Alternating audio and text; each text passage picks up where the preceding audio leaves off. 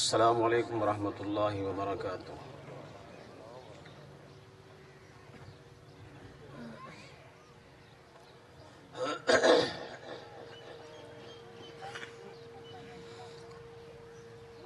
الحمد للہ وکفی وسلام علی سید الرسل وخاتم الانبیاء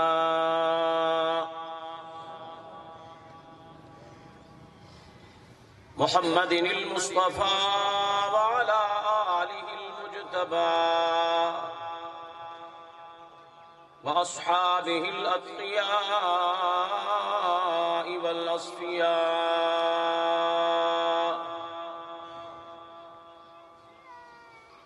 اما بعد فاعوذ باللہ من الشیطان الرجیم، بسم اللہ الرحمن الرحیم۔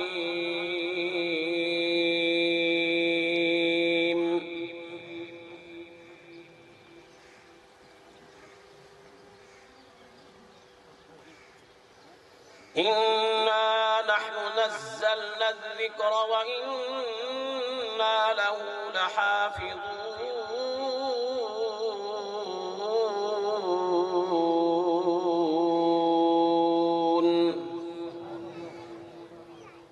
صدق اللہ مولانا العلی العظیم۔ قال النبی صلی اللہ تعالی علیہ وسلم: اشراف امتی حملۃ القرآن واصحاب اللیل، وصدق رسوله النبی الأمی الکریم الصادق الأمین، ونحن على ذلك لمن الشاهدين والشاكرين، والحمد لله رب العالمين۔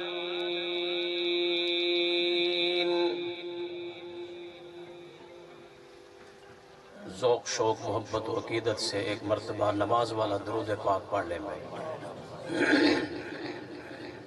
اللہم صل علی محمد وعلی آل محمد كما صليت على إبراهيم وعلى آل إبراهيم إنك حميد مجيد، اللهم بارك على محمد وعلى آل محمد كما باركت على إبراهيم وعلى آل إبراهيم إنك حميد مجيد۔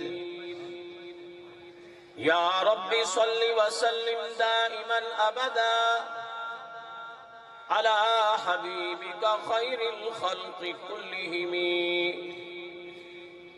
والحبيب الذي ترجى شفاعته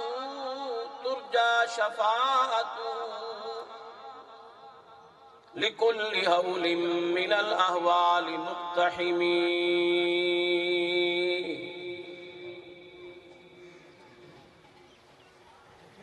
یا الہی جسم جب تک کہ میری جان رہے، میری جان رہے،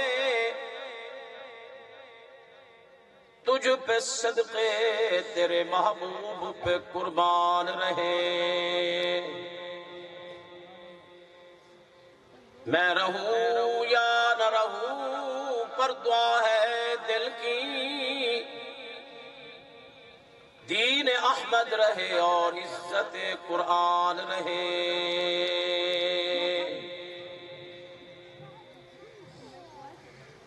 واجب الاحترام صاحب سعادت العلماء قرائے کرام، میرے بزرگوں، بھائیوں، عزیزوں، آج کی یہ محفل اور مجلس استاذ القراء، فخر القراء، شیخ القراء حضرت قاری محمد عطا اللہ صاحب نور اللہ مرقدہ کی قرآنی خدمات کے اعتراف میں اور ان کی مبارک خدمات کو خراج تحسین پیش کرنے کے لیے یہ محفل اور مجلس ترتیب دی گئی ہے،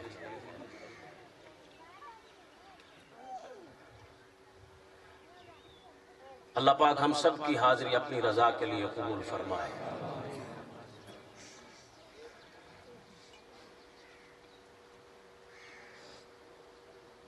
وقت کے مختصر ہونے کی وجہ سے برادر محترم حضرت مولانا قاری تاج محمد ثاقب صاحب دامت برکات العالیہ نے نہایت ہی مختصر خطاب فرمایا۔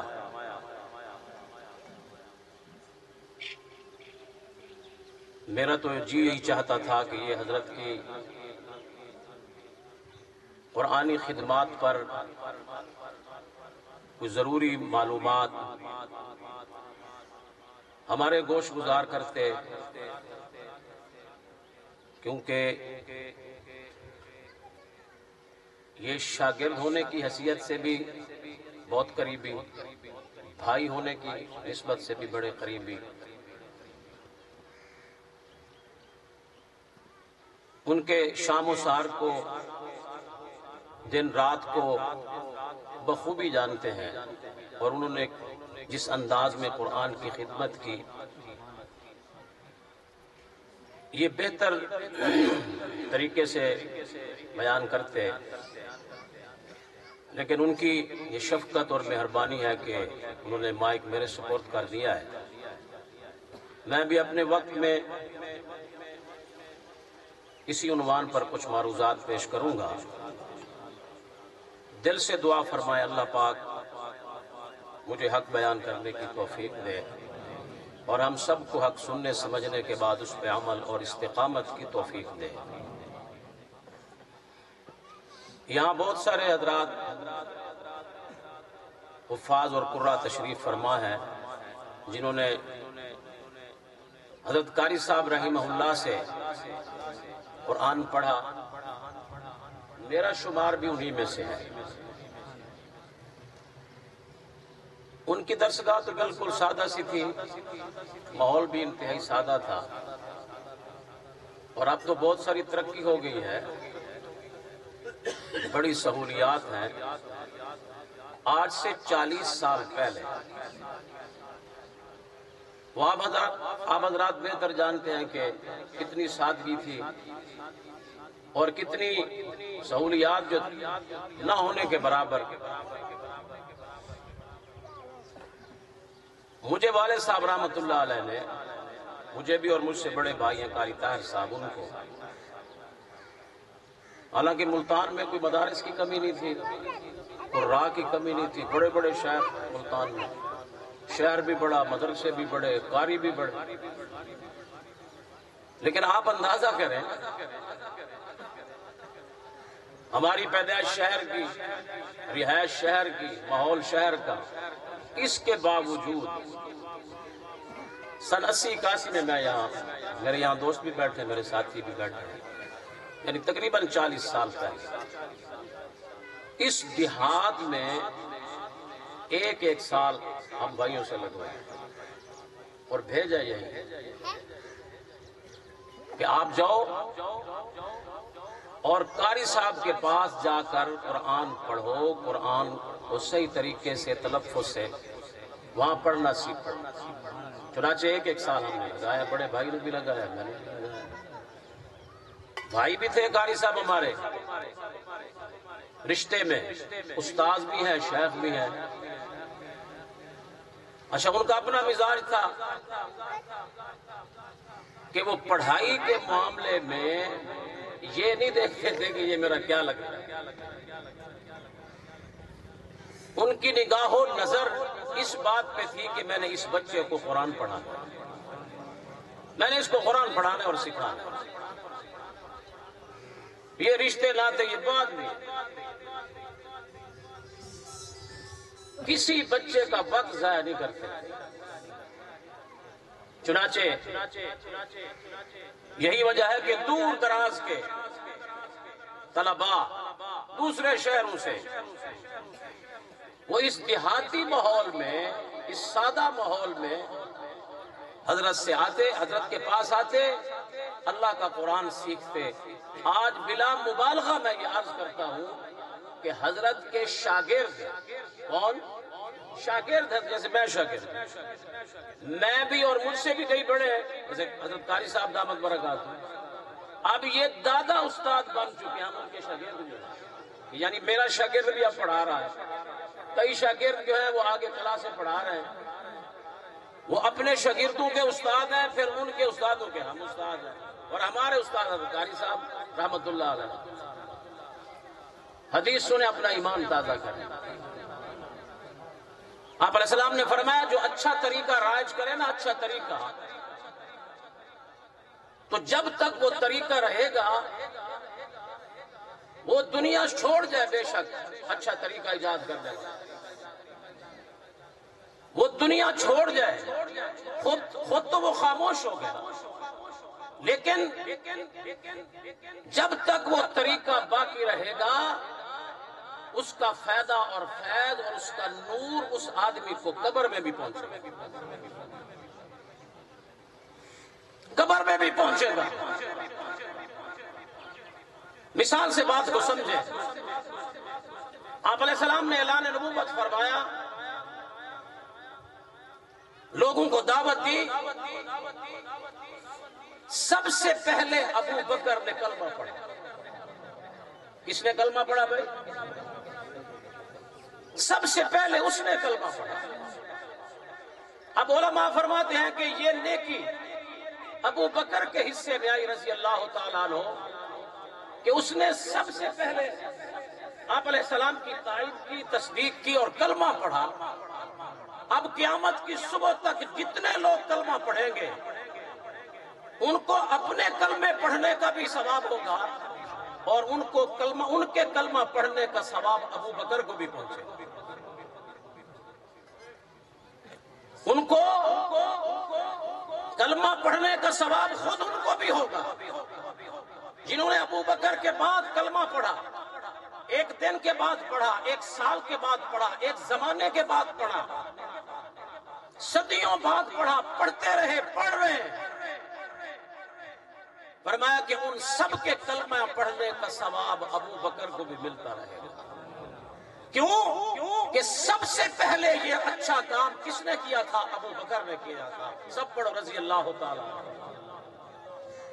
اسی طرح فرمایا کہ آدم علیہ السلام کے بیٹوں میں سے جو قابیل تھا نا، اس نے اپنے بھائی کو قتل کیا، یہ برائی کی.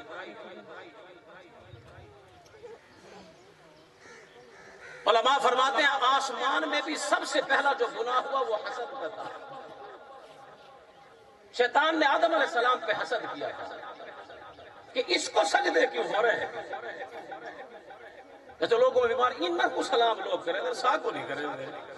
رقبے سارے ڈھیر، منصب سارے اچھے، عہدے سارے اچھے، تین لوگ گوڑے مولوی دا پکڑ انہیں دے گوڑے پکڑی کھڑا. حسد ہوتا ہے لیکن جلنے سے فائدہ کوئی نہیں. یاد حسد کرنے کا فائدہ کوئی نہیں. آپ بھی سینہ چوڑا کر کے رکھو، کھلا کر کے رکھو.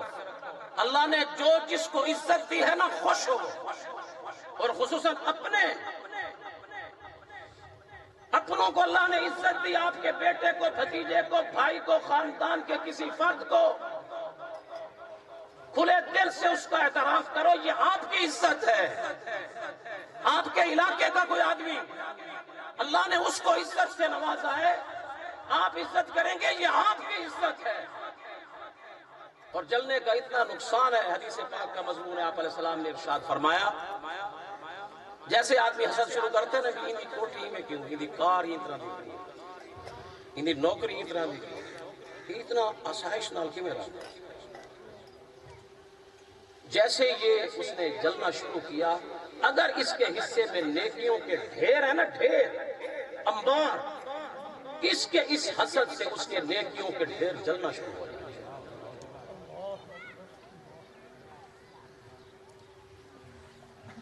یہ اپنے نیکیوں کے ڈھیر کو، اپنے نیکیوں اور حسنات کے خرمن کو خود آگ لگا رہا ہے. یہ بد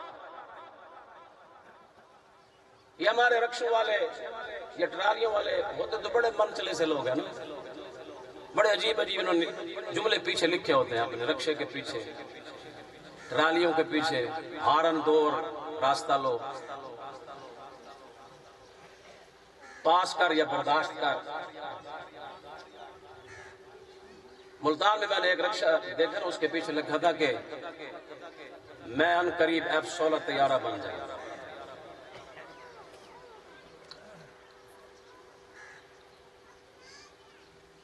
اور بعض اچھے جملے بھی بڑے نصیحت کے، مثلا اے محنت کر حسد کیا محنت کر، اپنا منہ کالا نہ کر، میں سڑ نہ بدا ہر کہیں نہ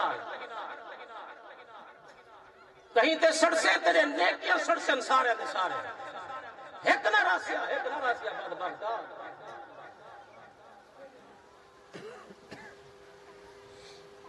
اور یہ بھی لکھا ہوتا ہے جلنے والے کا منہ کالا، منہ بھی کالا اس کی روح بھی کالی، اس کا نامہ اعمال بھی سیاہ اور کالا ہو جائے۔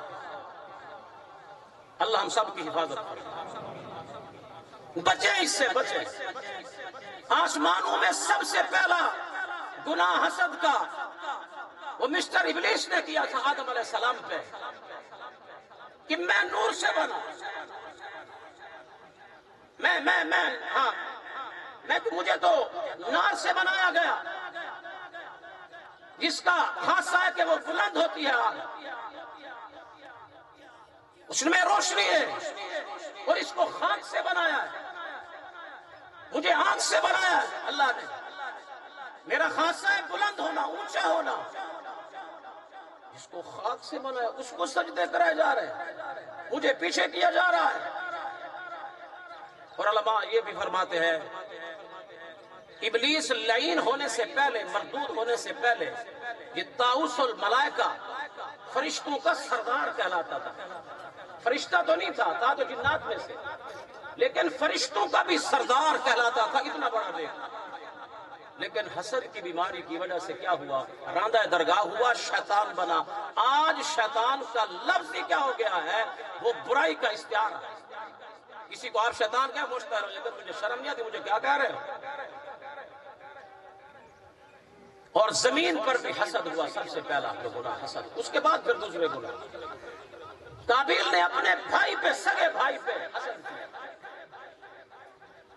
کہ یہ رشتہ اس کے حصے میں کیوں آ رہا ہے، اس لڑکی کا نکاح اس سے کیوں، یہ مجھ سے ہونا چاہیے، یہ مجھ سے ہونا چاہیے۔ اس کو بتھیرا سمجھا، لیکن وہ دیوانہ نہیں مانا۔ پھر اس حسد کی وجہ سے اس نے کیا کیا؟ یہ گناہ کیا کہ اپنے سگے بھائی کو قتل کیا، سگے بھائی کو۔ دیکھ لو حسد کا انجام دیکھو، اپنے سگے بھائی کو اپنے بھائی کو قتل کیا، سگے بھائی کو قتل کیا۔ یہ پہلا قتل ہوا، اس دھرتی پہ پہلا قتل ہوا۔ اب قیامت تک جتنے قتل ہوں گے، جتنے بھی قتل ہوں گے،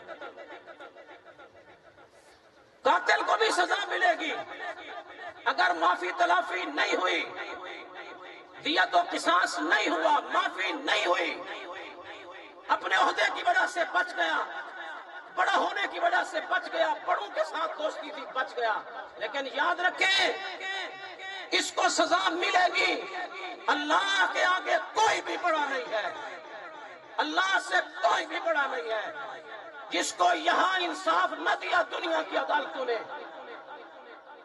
دنیا کی عدالتوں سے مایوس ہو گیا، ان کی خراب سے اس کو نہیں ملا انصاف، پھر ایک دن آئے گا جس میں دودھ کا دودھ اور پانی کا پانی وہ الگ ہو جائے گا، پھر خدا غریبوں کو حق دے گا، کھڑا ہو، جب تک تو معاف نہیں کرے گا رب العالمین فرمائیں گے میں حکم الحاکمین ہو کر میں یہ اعلان کرتا ہوں جب تک تو معاف نہیں کرے گا میں بھی معاف نہیں کروں گا۔ سارے جہان کو خدا پھر دکھائے گا اور اس کی عزت کرائے گا مظلوم کی اور مظلوم کی۔ لیکن میں عرض یہ کر رہا تھا، یہ گناہ ہوا، قاتل کو سزا ملے گی، اس کو گناہ ہے اور بہت بڑا گناہ۔ من يقتل مؤمنا متعمدا فجزاؤه جہنم، جس نے بھی قتل کیا، جس نے بھی کسی کو عمدن قتل کیا، ایک مانا کہ غلطی سے ہو گیا، پتہ نہیں چل رہا، شکار کر رہا تھا بیچارہ، وہ کسی انسان کو لگ گیا، یہ تو اس نے عمدن تو نہیں کیا نا، وہ تو شکار کو مار رہا تھا، آگے بندہ آ گیا۔ عمدن کسی کو منصوبہ بنا کے، سازش کر کے، بڑے سخت جملے قرآن نے کہے، فرمایا اس کی سزا جہنم، وہ ہمیشہ اس میں رہے گا، اس پہ خدا کی لعنت ہے۔ یہ لفظ ہے قرآن کے، میں اپنی طرف سے نہیں کہہ رہا، اس کی سزا جہنم، دائمی جہنم، پھر خدا کی لعنت و پھٹکار اس پہ، خدا کا قہر اس پہ نازل ہوگا۔ یہ 4 سزائیں قرآن نے بیان کی، فرمایا یہ وہ قاتل اس کی ہے، اور جس نے بھی قیامت تک قتل کیا اس کا گناہ اس کو بھی، اور اس گناہ میں سے حصہ ہے جی وہ قابیل کو بھی ملے گا، کہ سب سے پہلے یہ برائی ہے، یہ گناہ کس نے کیا تھا؟ قابیل نے کیا، اس کو بھی ملے گا۔ اس لیے جو لوگ اپنی وہ تقریریں چھوڑ جاتے ہیں، تلاوتیں چھوڑ جاتے ہیں، نصیحتیں چھوڑ جاتے ہیں، شاگرد چھوڑ جاتے ہیں، وہ دنیا سے چلے گئے، ہم نے ان کو قبر میں اتار دیا، قبر بند کر دی، بظاہر ان کی آواز بند ہو گئی، لیکن یاد رکھیں جس کو انہوں نے قرآن پڑھایا، جس کو انہوں نے سنت سکھائی اور سمجھائی، جس کو انہوں نے تلاوت کے رنگ ڈھنگ سکھائے ہیں، وہ جب تک پڑھے گا وہ کسی اور کو پڑھائے گا، وہ کسی اور کو پڑھائے گا، وہ کسی اور کو پڑھائے گا۔ اور کتنے مبارک لوگ ایسے بھی ہیں کہ جن کے سلسلے کو خدا قیامت تک باقی رکھے گا، قیامت کی صبح تک باقی رکھے گا۔ یہ فلاں کا شاگرد ہے، یہ فلاں کا شاگرد ہے، اس نے قرآن اس سے پڑھا، اس نے اس سے پڑھا، اس نے اس سے پڑھا، اور اس نے قاری عطا اللہ سے پڑھا۔ قاری عطا اللہ دنیا چھوڑ گیا، لیکن اس کے شاگرد قرآن پڑھتے رہے، اور قرآن کے نور کی روشنی قاری عطا اللہ کو قبر کے اندر بھی پہنچتی رہے، پہنچتے رہے۔ کیوں؟ اس نے یہ طریقہ اختیار کیا کہ بچوں کو وہ اچھے طریقے سے قرآن پڑھاتا، خود بھی باز ہو، مست ہو کے، اب بھی اس کی تلاوت میں بھی، کیسٹ میں بھی ایسی کشش ہے کہ اگر آپ ذرا توجہ سے قرآن ان کا سنیں نا تو آپ کو یہ پتہ ہی نہیں چلے گا کہ کتنا وقت گزر رہا ہے، کیا ٹائم ہو رہا ہے۔ جی چاہتا ہے آدمی رسول کا قرآن سنتا رہے اور روتا رہے، بے اختیار آنسو نکل جاتے ہیں۔ ان کو اللہ نے ایسا عشق عطا کیا، اور ایسے ہی سمجھیں کہ جس نے اپنی برائیاں چھوڑی اس کے نمونے چھوڑے ہیں۔ بعض لوگ کیا کہنا جناب ثقافت کے نام پہ گانے سکھا رہے ہیں، میراثی تیار کر رہے ہیں، لڑکوں لڑکیوں کو کیا کر رہے ہیں؟ گانے سکھا رہے ہیں۔ وہ گویہ مر بھی جائے گا، اور جب تک وہ باقی رہے گا نا اس کے آگے گویہ، آگے گویہ، آگے میراثی، آگے میراثی، وہ جب تک اس کی بھونک کو باقی رکھیں گے تو یہ بھونک اس کو قبر میں بھی پہنچے گا۔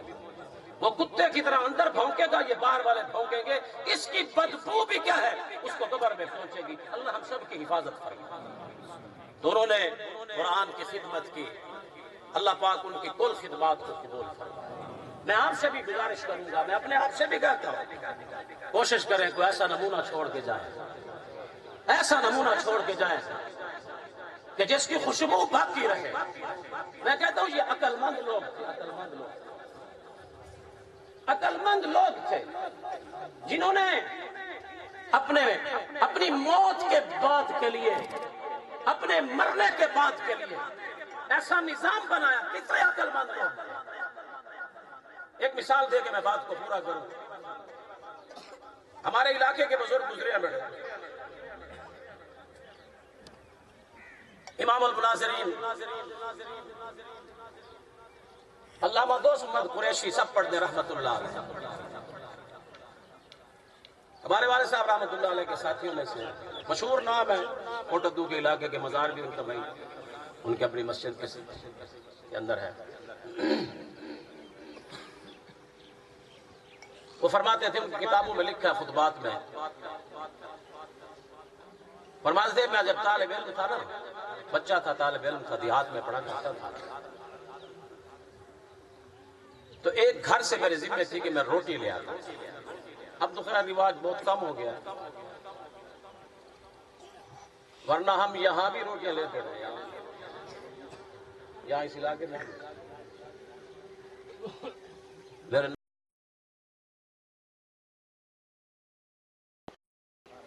وہ بڑا